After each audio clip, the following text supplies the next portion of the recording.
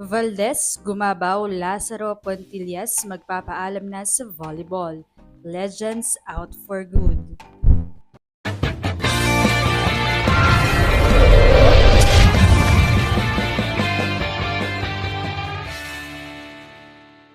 What's up, Volleyball Nation? Welcome back to my YouTube channel.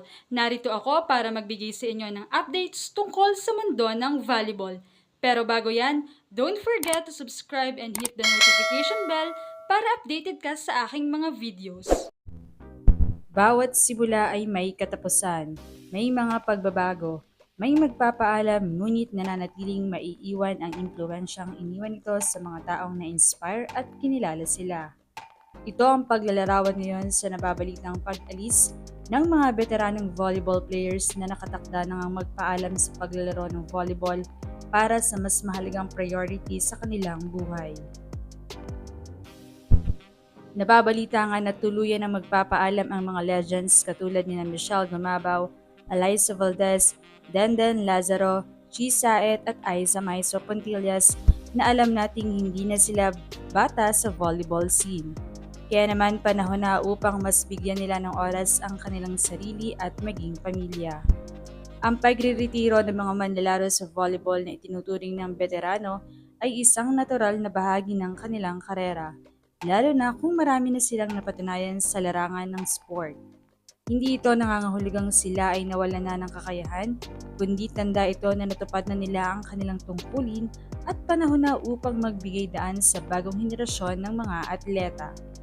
Sa katunayan, ang kanilang mga kontribusyon tulad ng disiplina, husay at dedikasyon ay nagsisilbing inspirasyon sa mga susunod pang manlalaro. Ang kanilang mga nagawa ay mananatiling mahalagang bahagi ng kasaysayan ng volleyball sa Pilipinas. Samantala mula nga ito sa post ng isang reliable insider na 3 legends ang inaasahang magpaalam na ngayong taon para sa isang personal na rason. Maraming mga pangalan ang lumitaw. Isa nga riyan ay si Michelle Gumabaw. Hindi naman malabo na dumating sa punto na magdesisyon si Michelle Gumabaw na mag-retire, lalo na kung nais niya mag-focus sa personal na buhay tulad ng pagbuo ng sariling pamilya. Bilang isang veteranong atleta na marami nang napatunayan sa volleyball, natural lamang na isalang-alang din niya ang mga susunod na yugto ng kanyang buhay sa labas ng court. Gayunpaman, ang ganitong desisyon ay hindi lamang nakabatay sa edad, kundi sa kanyang pisikal na kondisyon, career satisfaction at personal na mga layunin.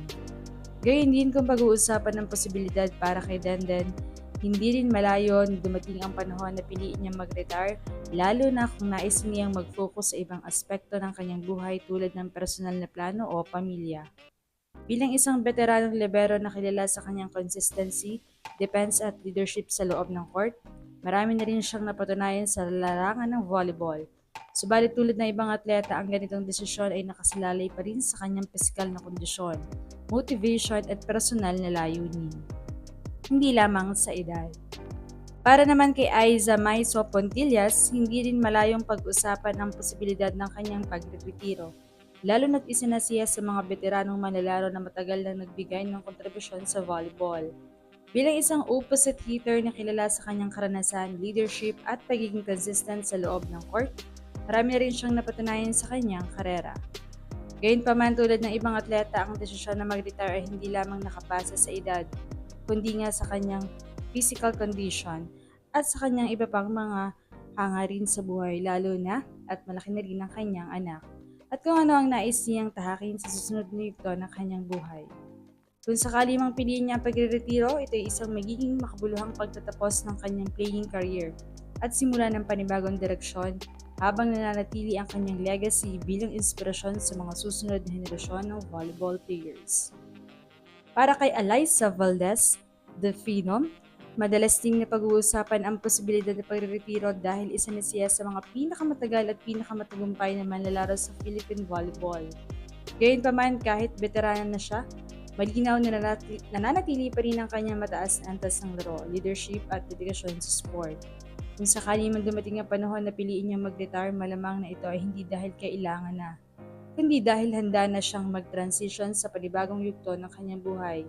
Maaring personal na aspekto, advocacy o iba pang career path. Sa huli, ano man ang kanyang maging desisyon, hindi mabubura ang kanyang legacy bilang isa sa mga pinaka-influential na atleta sa volleyball sa Pilipinas at mananatili siyang inspirasyon sa maraming kabataan. Samantala mula nga sa mga nabanggit ay hindi malabong isa o dalawa sa mga iyan ang siguradong magpapaalam na sa volleyball. Kaya naman aabangan natin sa sunod na PBL conference kung makikita pa ba natin sila. Anong masasabi niyo rito? Leave a comment below. Thank you for watching and don't forget to subscribe.